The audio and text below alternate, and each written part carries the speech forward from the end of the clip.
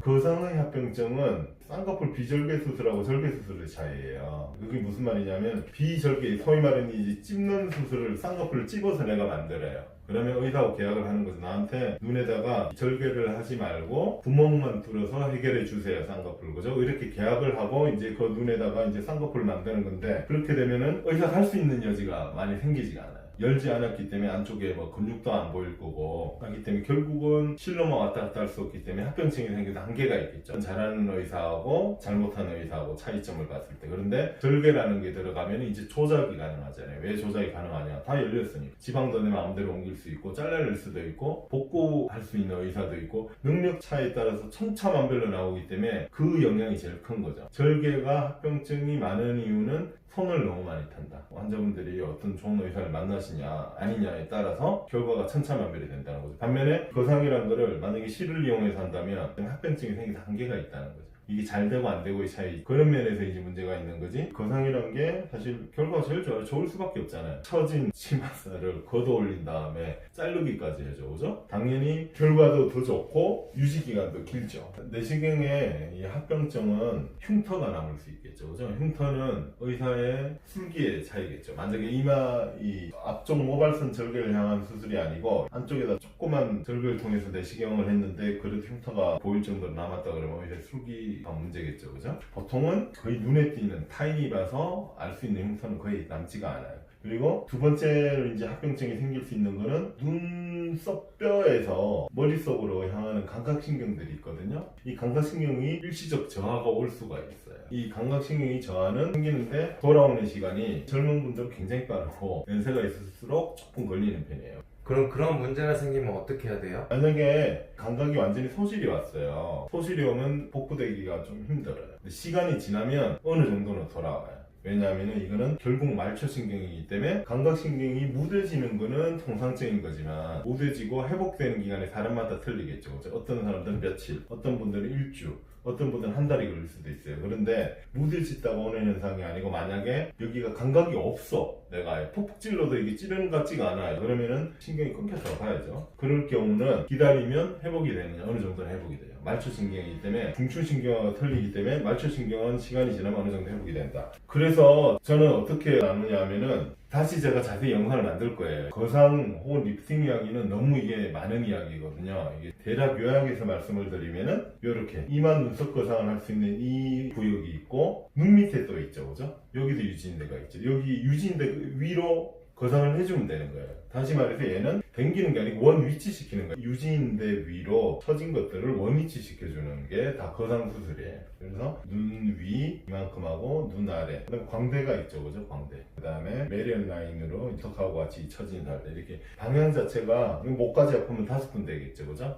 이 조각이 다 각기 거상 혹은 리프팅이 돼야 돼요. 그래서 제일 흔한 오류가 우리가 이렇게 이 조각들을 하나로 이렇게 땅 해서 이렇게 올리게 되죠. 그러면은 어떻게 될까요?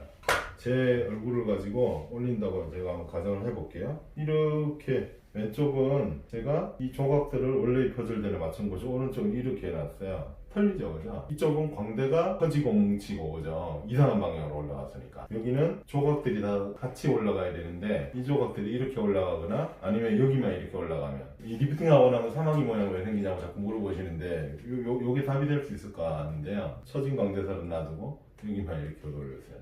광대가 이게 살이 그래서 뭉치는 거죠. 그러니까 여기는 커지고 여기는 뼈쪽해져서 사마귀 인상이 되는 거죠. 원래 모양대로 가려면 결국 밸런스 있게 조각들이 다 서로 올라가야 돼요. 그러면 왜 있느냐, 이런 수술법이. 그럼 왜 자꾸 사마귀 만드니 나를. 서양 사람들이 좋아하는 수술법이에요. 서양 사람들은 우리나라랑 이제 미적 관념이 틀리거든요. 광대가 좀 나오고 세고 이런 인상들을 좋아해요. 그래서 서양 의사들은 광대를 만들려고 그래요. 우리나라 개념하고는 완전히 틀려요. 원래 얼굴 자체가 그 사람들은 앞뒤로 이렇게 얼굴이 길고 우리나라는 좌우로 넓은 얼굴이에요. 이 좌우로 넓은 얼굴에다가 앞뒤로 긴 얼굴처럼 이런 거상을 쓰면은 안 그래도 넓은데 더 넓어져서 문제가 되는 거죠. 그러니까 이 책대로 하면 안 돼요, 동양인은. 원래 위치대로만 그대로 올려주는 것이 답이다, 이런 이야기고요. 엔도타인을 넣으면 부작용이 많다고 하는데 그게 사실인가요? 엔도타인은 물질을 알 필요가 있는데요. 엔도타인은 고정하는 플레이트예요. 그래서 한쪽은 여기 동그랗죠, 그죠? 동그란 쪽은 뭐 어느 쪽이냐면 뼈에 고정되는 쪽이 드릴로 뼈에 구멍을 내서 이제 고정하는 데고, 여기 이제 뾰족뾰족한 거 있죠? 요것들이 박리된 눈썹 위에 이마 살들을 고정해주는 역할을 하게 되는데, 얘가 녹는 기간이 굉장히 길어요. 6개월에서 12개월 정도. 녹아서 없어지긴 하는데, 문제가 이제 여기서 나오겠죠. 면 위에다가 이게 툭툭 치도 아플 수도 있고, 사람마다 개인 차이가 있겠지만, 혹은 천천히 놓게 되니까 염증이 생길 수도 있겠죠, 그죠? 그래서 조금만 이상이 있으면은 병원에 가서 문의를 하든지 체크를 해봐야 돼요. 체크를 안 해보면 여기에 만약에 예를 들어서 이 엔도타인 때문에 염증이 만약에 생겼다고 가정해 볼게요. 그러면 얘를 이게 고정되기 전에 걷어내면은 수술한 게 다 도루묵이 되잖아요. 엔도타인은 사실 이제 그런 문제보다는 얘가 문제가 많으면 제가 안 쓰겠죠, 그죠? 옛날에는 제가 다 뼈에다가 일일이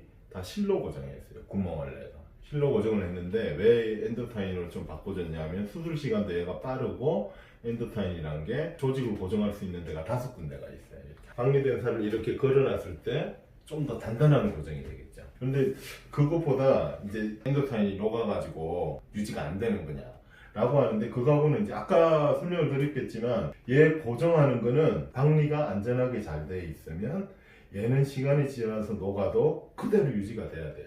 근데 여기가 안 돼 있어서 엔도타인을 억지로 잡아당겨서 그러면 엔도타인이 녹으면은 다시 제자리 되겠죠. 수술하고 관련이 있지 엔도타인하고는 유지력하고는 큰 관계는 없어요. 젊은 사람들도 거상수술을 한다는데 요즘 왜 하는 거예요? 이게 실제로 처진 사람도 있어요. 대부분 다 가상하수가 많아요. 그러니까 자기가 처졌다고 생각하는 거죠. 예를 들면 내가 볼살이 되게 많아가지고 이게 빵빵한데 이거를 처졌다고 생각할 수도 있는 거겠죠, 그죠? 그럴 경우는 끌어올리는 게 별로 도움이 안 돼요. 억지로 살을 끌어올리는 거기 때문에, 거상이나 혹은 리프팅은 처져 있는 살이죠. 얘를 원위치 시켜주는 거예요. 말짱한, 실제로는 지방이 많은데 이거 실을 걸어서 살을 올린다고 해결이 안 되죠.